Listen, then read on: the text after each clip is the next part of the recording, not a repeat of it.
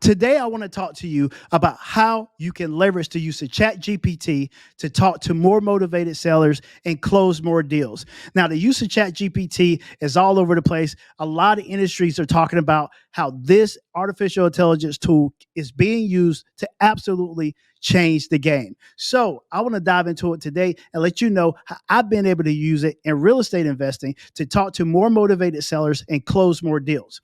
Now, before we dive into ChatGPT, I want to talk to you really briefly about how to structure a conversation. Now, most of you are going to say, man, I already know how to talk to motivated sellers. I talk to them all the time.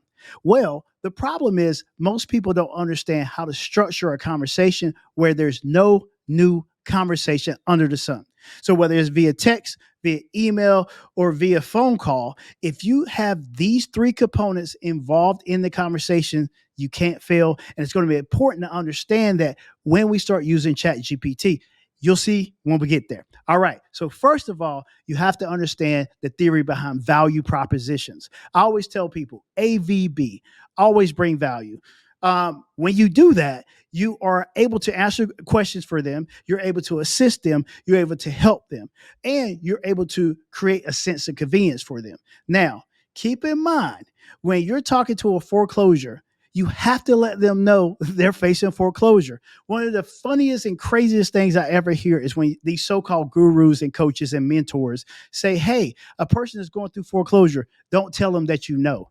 What sense does that make? Because knowing what problem they have gives you the ability to talk about how you can solve said problem. So don't fall for the okie doke. Understand that in order to get further with these property owners, you have to provide some sense of value, because if you're not providing value, all you want is to buy their house, or you just want their house, and all they want after that is just a lot of cash, right? So understand how to craft your value propositions, because you're going to make sure your conversations go a lot further with these motivated sellers and distressed sellers. Now, the second thing is creating a sense of urgency or a sense of scarcity. For lack of a better word, it means your offer is not evergreen. Now, I'm sure you all encountered this where someone's facing foreclosure and you talk to them earlier on in the year. Eventually, you get this call from them and you're super excited. It's like, hey, I'm glad you gave me a call. What's going on? Are you still in foreclosure? Yes, they're still in foreclosure. And bottom line, most likely, the auction date is tomorrow. That's usually how it happens for me. I'm not sure about you. And the reason why that happens is because we have this long conversation with them and they tell us, hey, follow up with me in 2 months. And you actually wait the 2 months because they think your offer is going to be there forever. They give you a call back and think you can still help them in a situation that's is as pertinent as the auction being looming for the very next day. We can't do that. So we have to use, I guess, phrases like time sensitive, time is of the essence. I have a limited buy-in criteria. My resources are drying out. All type of different terms you can use to make them act quicker, because you don't want to be in a situation where you would have had a deal had you made it happen 2 months prior. Now, the last piece of how to structure conversations with motivated sellers is the most important piece.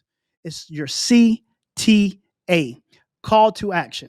Now, a call to action basically tells the motivated sellers what to do and when to do it. So back in the day, a lot of commercials always said, call me now, right? How do you want me to contact? I want you to call. When do I want you to call me? Call me right now. So any interaction you have with a motivated seller or distressed seller, you want to make sure there is a call to action, because the conversation is absolutely for nothing.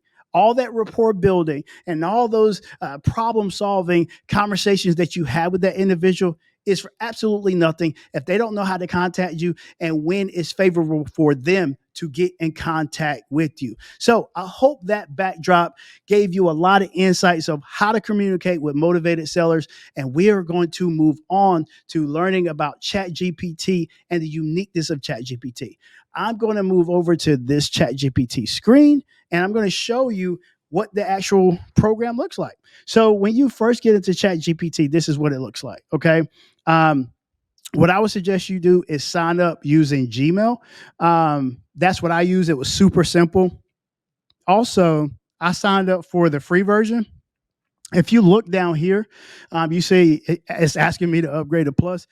I'll be honest, I have no clue what you get if you go up to plus. So I'm good where I am now. There are some glitches in the free version, and I may actually show you a few of them. If we encounter them, I'll show you some workarounds. So let's work our way through it. Bear with me. My goal is to create a text message sequence. All right, I'm gonna tell you what our goal is.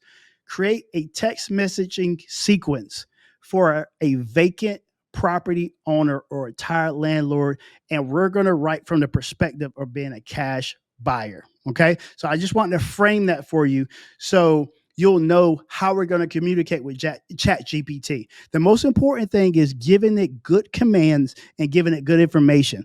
The conversation that you have with artificial intelligence is the key part. You have to know what they're giving you, and you have to craft it and give them back good information, and it's a give and take. That's what you have to understand. It's a give and take. So I'm going to move this to large screen so maybe you can see this better, and we're going to try to go ahead and start crafting these messages. So let's do the first one, and let's see if we'll get a glitch. Let's see if we get a glitch, and if we do, I'm going to show you a workaround. So let's just keep it simple and plain. Write a text message asking, well, let's say offering to purchase a home for cash. See what we get. All right. This is a glitch, somewhat of a glitch. All right. So y'all see, y'all see that we just asked it specifically to write us a text message. And we're going to come back to this later, but I'm going to show you how to use this information. This is a nice little sneaky hack, and I'm glad it actually did that, because we're going to come back and use this information. But we have to be even more specific in the information that we give this thing, right? So it says, write a text message offering to purchase a home for cash. I'm going to open up a new chat window because I want to save this message for later, and we're going to circle back to this if we have time. All right. So let's write this thing one more time. What can we be more specific about? Write a 3 sentence text message offering to pay cash for a property. See what we get. Wow. Right? Do you see how specific that has to be? That's very, very specific. All right. So, what we're going to look at is, hi there. Okay. Pretty simplistic. Hope this message finds you well. Okay. Basically, greetings.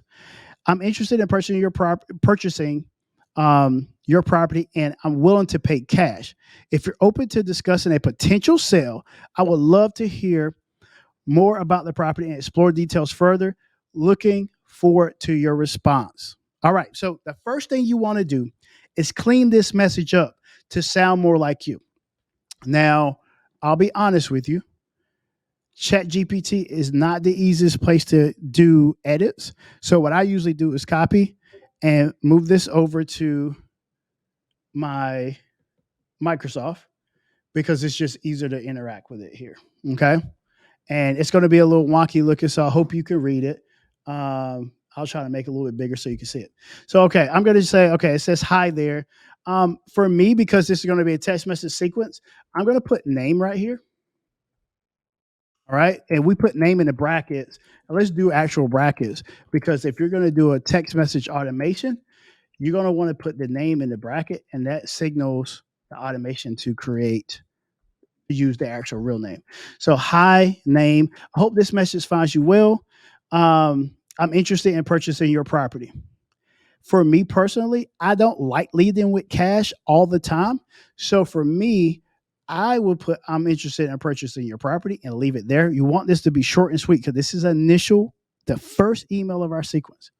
If you're open to discussing a potential sale, I would love to hear more about. I hate words like love because you don't want to really draw on emotion when you're talking about somebody's piece of real estate.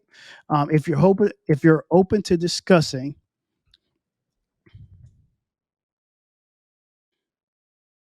I'm open to hear more about the property. Okay, you want to shorten this as much as possible. I'll show you why. Now, the one thing is missing is the most important thing. We said the call to action. All right. So our value proposition is innate, right? You're not going to always have all three components in every single message. The theory in the sequence is to capture all three components in the sequence. That makes sense? So we're not going to be, it's text messaging, right? So we're not going to just cram every component in there, but we want to make sure that within the entire 10 sequences of text messages that we get to use all three components. The one thing and I would encourage you to try to use is a call to action in every one. So right now it says, hi, I hope this message finds you well. I'm interested in purchasing your property. If you're open to discussing a potential, if you're open to discussion, let's see. If you're open, that was very, they did that too many times. If you're open to hear more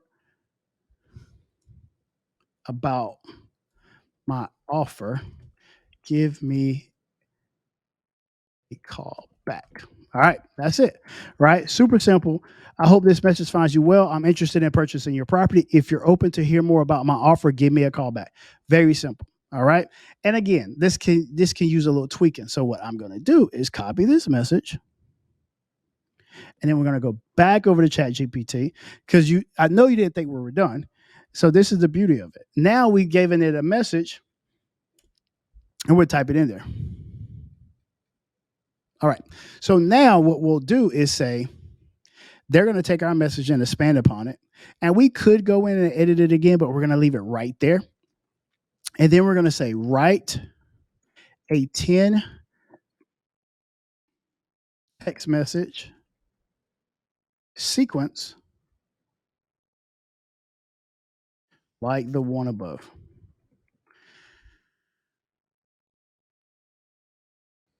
And let it generate.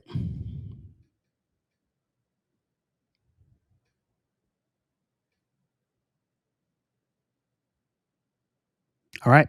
So now we have 10 text messages. Now we have an entire sequence. When I get this, what I do is I pull this out of here and I move it back over to my Microsoft Word or Word document. And I start editing each one. All right. Let's see if we go off dark mode, see if you can see this better. And let's see if we change the color of this, see if this looks better. This looks really difficult to read. Bear with me for a second. Let's see if we can go to view. We might just have to leave it like this, but I was hoping we can change the text color. Let's see. Nope. Here we go.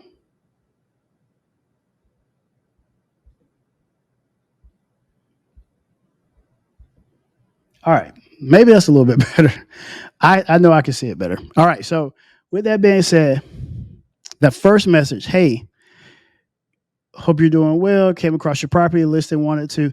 Now, okay, this one says I came across your property listing and wanted to express my interest in buying it. It's not a property listing, right? So we're going to pull that out. We're just going to say came across your property and wanted to express my interest in buying it. I think that's good. If you're open to discussing a cash offer, call to action, right? Give me a call. Let's say text me back. Right, text me back. I like the first day they get text messages, right? I think that's good. Like, and also know if you ask them to call you back, know what to be expecting back, right? Like, if you put "give me a call back," they're gonna expect your phone to be ringing back, right? So hey, they use the name, and you see how they copied that all the way through. Hope you're doing well. I came across your property and want to express my interest in buying it. If you're open to discussing a cash offer, text me back. Perfect. Okay. Now this is a little sneaky hack. What we could do, we could just take that one because I really like how this one sounds, and we could put this one back. We could put this one back in Chat GPT and ask for 10 more like this, right? So just know how this 10 can instantly turn into 100 text messages. And you could just keep expanding, keep modifying, keep changing your messaging and your sequence. The key word that I use in Chat GPT on this one that I want to really hammer home is this word sequence. Because if I just said write 10 text messages like the one above, they wouldn't be linear. They would just be individual text messages, and they're trying to get to the same goal. But the way they write it, if you ask for a sequence, they're going to try to write it somewhat linear. So keep that in mind. Wording is everything, and what you input is the most important thing as it relates to what ChatGPT spits out. All right, so our next one is hi again. And for me, I would ask them for a sequence. Why? I won't say their name again. I'll just say hi again. Just wanted to follow up about my see that words like follow up. That's only injected if you ask them for a sequence. All right. So just wanting to follow up on my previous message about your property. I'm a serious buyer and I'm prepared to pay cash. I like that. If you're interested in exploring this opportunity, please reach out. Okay. Um, if you're interested in exploring this opportunity, call me today. Easy, right? You see how much of their verbiage we actually could use. Now, what I would suggest, or what I would assume, is as we add these call to actions at the end, the more you do this and you take this one and put it back in chat gpt and ask for 10 or 5 or 15, most of those are going to have a call to action. Then you do the same thing for this one. Before you know it, you're going to have so many different sequences you're not going to know what to do with, right? I'm going to show you how to use those for other things.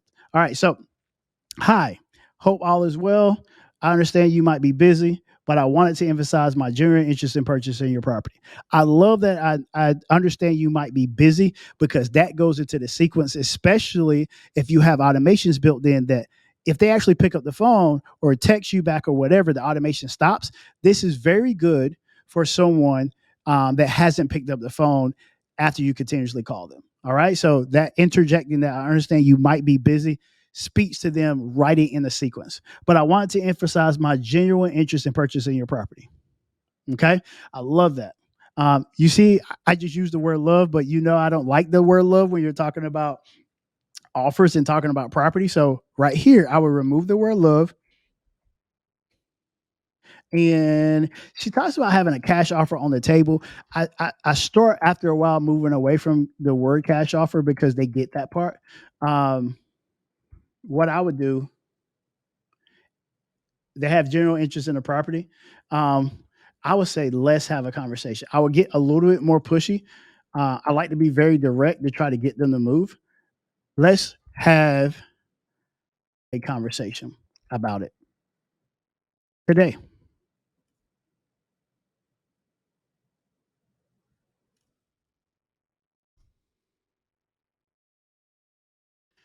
I'll put I'm available after 3. The next one, and I'm not going to read through all of them. I think you're starting to get the I guess the theory behind what we're doing. The next one, hi. It's been a few days since I last reached out. Now, keep in mind, if you're going to put things like that, understand that if you're doing an automation, you want to move this one. You want to set the automation to trigger after maybe 2 days or 3 days, because if this triggered the very next day, it won't make sense. All right. Um, So just keep that in mind. So this is very useful if you're going to use it. If you take a 2 day period, let's say you decide not to do automations on Saturday and Sunday, this will make sense. And it says, it's been a few days since I last reached out. That would be perfect.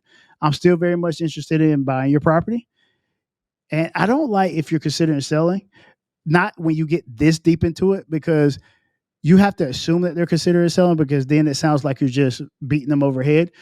If you're going to say if you're considering selling, I would move that earlier in the sequence, because then the question, you know, it makes more sense, right? Now you haven't really asked permission, so at this point, just don't ask now, right? Um, and I would say this: it's like I'm still very much interested in buying your property. I'm here and ready to chat. Can you talk today? This is when I start asking questions. Can you talk today? Because now I'm looking for yes or no answers. I'm here and ready to chat. And you probably need to put a comma here or something, um, or a period. That works. And this is the last one I'll do, and then we'll move on and I'll show you some other nuances. Hello again. I understand that selling your property could be a big decision. I actually like that. However, I want to assure you that I'm a serious buyer and ready to proceed with a cash offer. With this, I would start talking about convenience. So I would say, I understand that selling a property could be a big decision. However, I want to assure you that I'm a serious buyer and will make the process convenient. All right. Yeah. That's why you have spell check, right? And what I would do here is say, are you available now? Right. So as I get further and further, I start asking to communicate with them now. Now, one of my last messages that I'm going to write, it's going to be something to the lines of this, and I'm not going to type it out. I just want you to listen to this part. I'm going to say something to the effect of the market has shifted and my buying criteria is changing daily. If you're interested in a cash offer, please contact me today as I get further and further, right? And I'm going to give you a little hack real quick. This is a this is a this is one of the upper level ones. Sometimes the last message we send will just be their name and it'll just be a question mark. That has like at the end of a sequence. You'll be surprised. You'll think these people's numbers don't even work. And then you type that to them and then they answer. Another one that I like to do at the end is this. Are you there? For some reason, those two really get to them. Now, I'm going to show you one last time because I like this last message just to show you, like, if we went in here and we copy it and we go back in here and we paste it,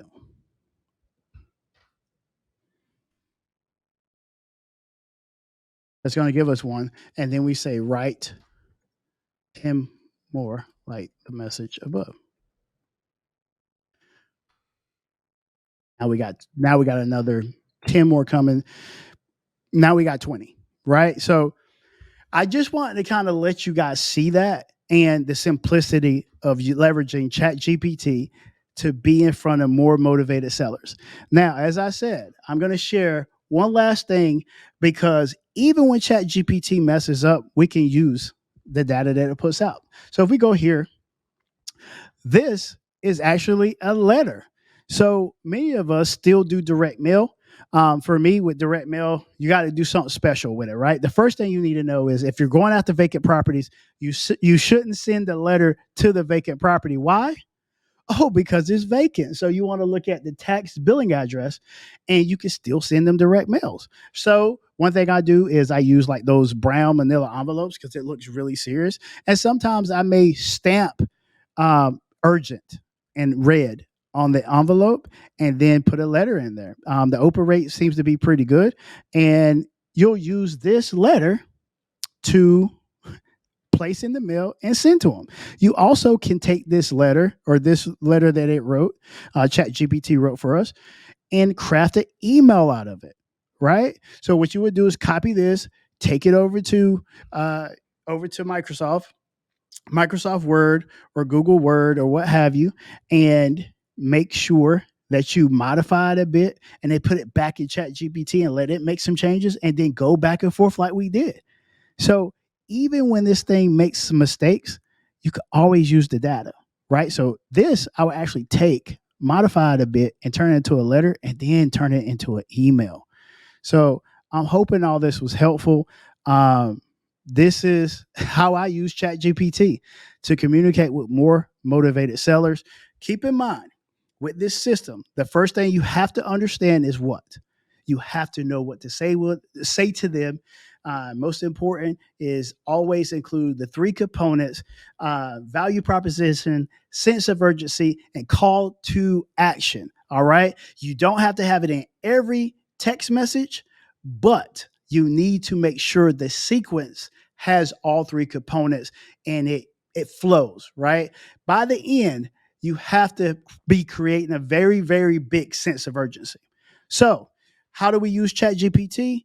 What are the steps we take? First, very, very first, start small, write one message and be very clear. Secondly, copy the message, take it off the platform, work on it, edit it because it's just so much easier. And then once you perfect it, sounding like your tone and putting some of the nuances in it, put it back in ChatGPT, and then you scale up. You ask it to write 10 more, right? Once you get your 10, you can go through each one and modify it and sound more and more like your tone, perfect it more, and you can input those one at a time back into ChatGPT and get 10 more for each one. Now, I hope this was helpful. And if it is, make sure you subscribe to my channel so you can hear more content like this. Holler at you soon. Enjoy the use of ChatGPT and write a comment below and let me know how these messages are working out. Let me know your top message that's been working for you so maybe we can help each other. All right, holler at you soon.